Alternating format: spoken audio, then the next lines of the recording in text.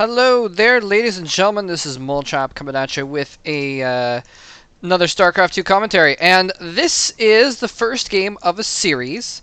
And I want to start off with a kind of a disclaimer. I try not to ever cast games that have been casted professionally. So that's why I've never done, like GSL, GOM TV games or anything like that, because those were professionally cast by Tasteless, or World Cyber games that were professionally casted by, Artosis or Tasteless or anyone like that. This is actually from the MLG, Major League Gaming Series, the big Washington, D.C. LAN that happened this weekend. And so basically, this is from the losers bracket, and it's just kind of a random set that I picked a couple cool players from the losers bracket. This is SeleCT versus HuK, two of the very top players in North America lately. Anyway, so this was from a losers bracket, and it was from lower down on the losers bracket, so I don't think it would have been cast by Day9 and JP, who were the official casters for that event. I'm not sure, though. So if someone was there, or if someone happens to know that they casted this set, then please let me know, and I will take this video down, because I don't want to step on anyone's toes in that regard. But I'm assuming at this point that these games were not cast, and so I'm going to be doing a set here from MLG. I hope that's okay with, well, everyone who's involved. Again, let me know if there is an issue with it, and I can take it down. But in the meantime, we got some good games here going on, and it's going to be a TVP. HuK is the Protoss player up here at the north, and SeleCT is the Terran player at the south here. Metalopolis is the map, and we see pretty standard stuff here coming out from both players so far, except, actually, what's going on here with this assimilator? HuK got an assimilator, and then, okay, never mind, he was just late to get a couple probes on there. Just wanted to make sure he had enough for his core off the bat there, I guess. Just getting a little bit of extra money out. Also, he may have been waiting to scout and try and see what happened over here with SeleCT, to see if SeleCT was going to go for any kind of a rush. Then he might need to get a second gateway down quicker instead of getting that gas. Might have been what's going on there. Anyway, HuK is pumping out lots of probes, so I've been watching him. He's been chrono boosting his Nexus over and over again over here. He's getting out a Zealot, but he's not chrono boosting the gateway, only the Nexus, so he's trying to go for a lot of econ here. And it looks like a SeleCT has gone for a second barracks. He's already upgrading concussive shells, and he's probably going to be putting out a Reaper, actually. That's very interesting. So he's going to get out a Reaper first, the concussive shells to follow up, so he's probably going to go for Marauders after that, and a Reactor on the second barracks. So pretty normal play here. Getting out a lot of units very quickly. One of the things I've learned about Star... Oh, is he going to try and... He's going to try and sneak in? Oh! He's going to try and sneak in and catch that. Oh, and is this probe going to see the Reaper? Yes!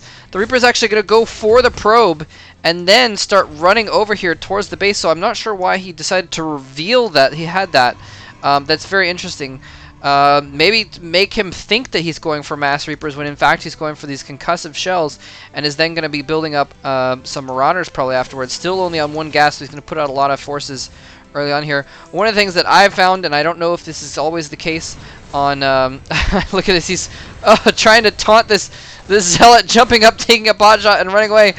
Wow, and now he's actually going to have to run away from the Stalker, who's going to take over that position at the Zelnaga Tower. A little bit of a fight going on there. But this Reaper has 2 kills on it. Probe and a Zealot. Not too bad at all. Not too shabby for a single Reaper.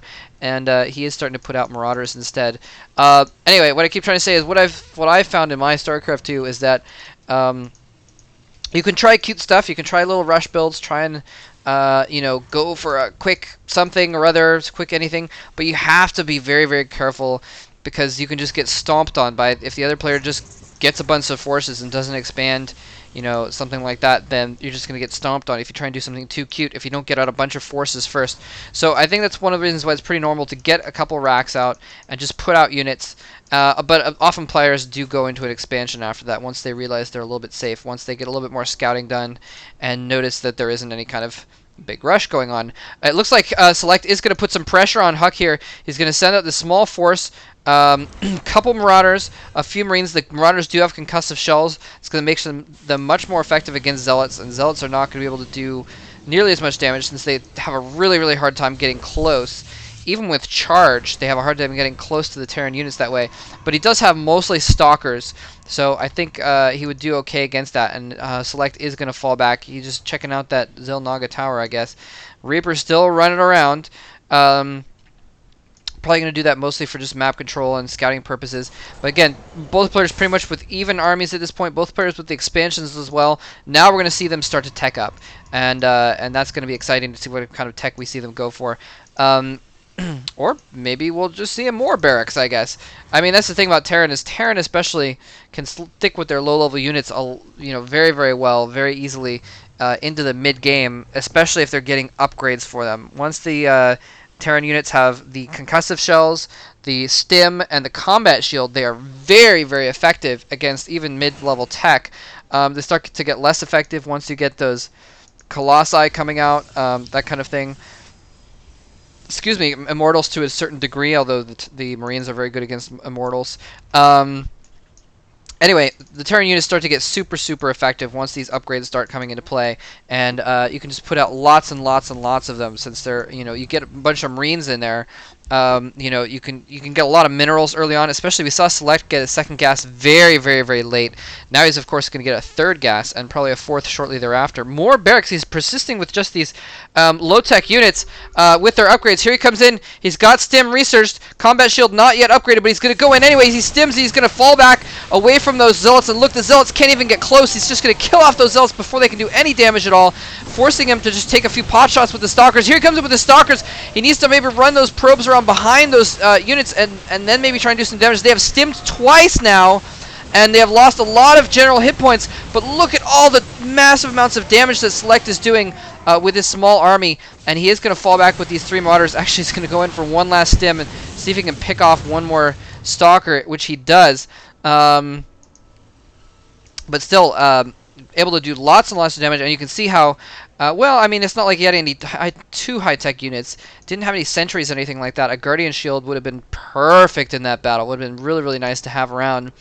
But you can see how with the concussive shells, the Zealots did pretty much nothing. Concussive shells and micro nullified the Zealots completely. It was only the Stalkers taking pot shots from behind that were doing any damage. Here we go. Here's some tech over here finally. So he's building a reactor over here. He's probably going to swap these right now. And yeah, it's exactly. And he's going to start getting out medevacs to accompany his ground army. Still putting on more pressure, though. He may be worried about robotics tech and trying to do some damage while he can. Nice force fields going down. SeleCT. Oh, there he goes. That last force field was the kicker, cutting that army in half. And look at this. He's going to run half of his army. The half that got trapped up here and try to kill some probes.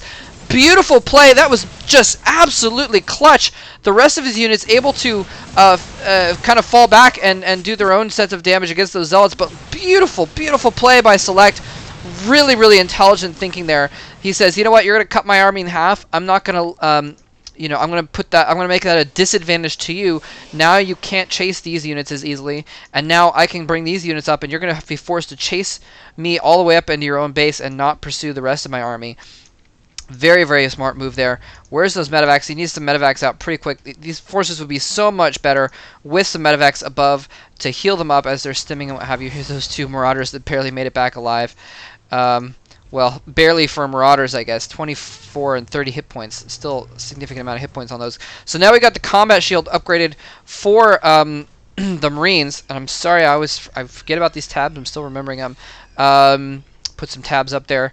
Where do we have an engineering bay anywhere? Doesn't look like there's any engineering bay somewhere.